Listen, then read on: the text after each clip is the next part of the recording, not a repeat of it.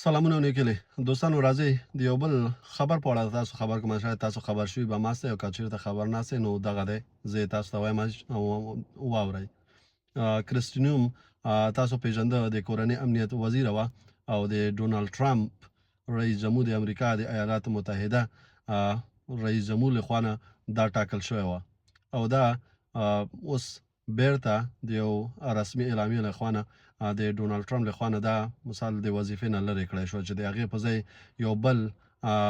مولن په نامه دی چې د پخوا د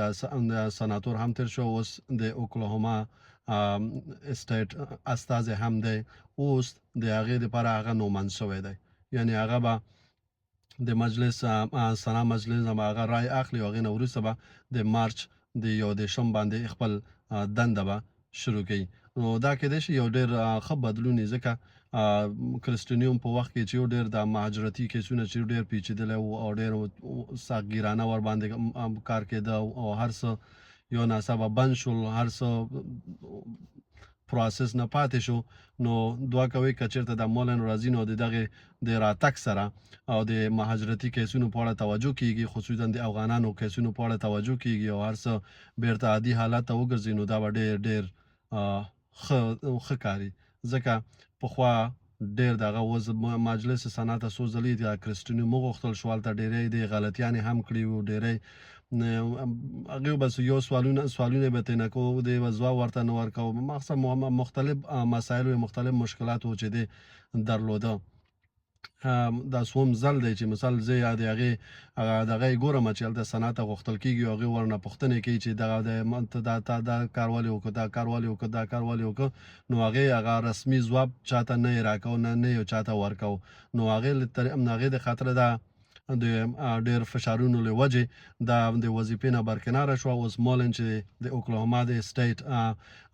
دغه هم دی استازی هم دی، اوس دغې چوکۍ ته نوماند شو او د سنا څخه به دا رای اخلي او هغې نه وروسته به خپله دندې ته چې د مارچ د 1 څخه سپارل کېږي ورته او خپلې دندې ته به شروع کېږي. وګورو چې دغه چې کله دغه دندې ته راغی او د دغې دندې وروسته دا کوم پالیسیان یې غواړي چې مثال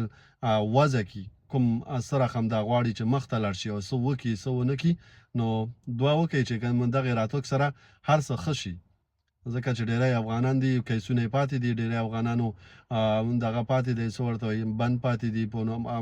درېیم هیواد کې، په بل هیوادونو کې پراته دي، د دې په تمه دي چې خپل کیسونه یې تکمیل شي او بیرته راشي